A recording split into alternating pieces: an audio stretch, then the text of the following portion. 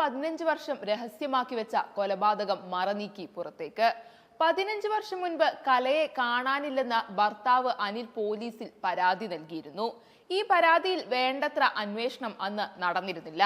ഇതിനിടയിൽ അനിൽ വീണ്ടും വിവാഹിതനായി. ഇയാൾ ഇപ്പോൾ ഇസ്രായേലിലാണ്. അനിൽ പഴയ വീടിന്റെ സമീപത്ത് പുതിയ വീട് പണിതിട്ടും ശുചിമുറി പൊളിച്ചു മാറ്റിയിരുന്നില്ല. ഇക്കാര്യം നാട്ടുകാരിൽ പലരും ചോദിച്ചപ്പോൾ വാസ്തു പ്രശ്നം കാരണമാണെന്നാണ് വീട്ടുകാർ പറഞ്ഞിരുന്നത്.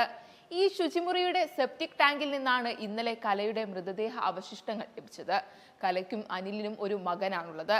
അതേസമയം കലയെ കൊലപ്പെടുത്തിയതാണെന്ന വിവരം പ്രതികളിൽ ആരോ മദ്യപാന സദസ്സിൽ വെളിപ്പെടുത്തിയതാണെന്ന് സൂചന.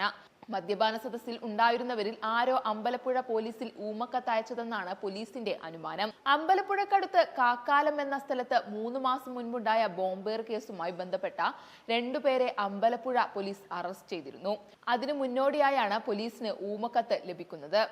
ഈ കേസിലെ പ്രതികളായവർക്ക് മാന്നാനത്ത് 15 വർഷം മുൻപ് കാണാതായ കലയുടെ കൊലപാതകവുമായി ബന്ധമുണ്ടെന്നും ഈ കാര്യം കൂടി അന്വേഷിക്കണമെന്നുമായിരുന്നു കത്തിലെ ഉള്ളടക്കം. ഇതിൽ പോലീസ് നടത്തിയ അന്വേഷണമാണ് കൊലപാതക സൂചനകൾ പുറത്തുവരുന്നതിലേക്ക് നയിച്ചത്. കേസിന്റെ തുടർ അന്വേഷണങ്ങൾക്കായി ആലപ്പുഴ SP-യുടെ മേൽനോട്ടത്തിൽ പുതിയ ടീമിനെ സജ്ജമാക്കിയിട്ടുണ്ട്.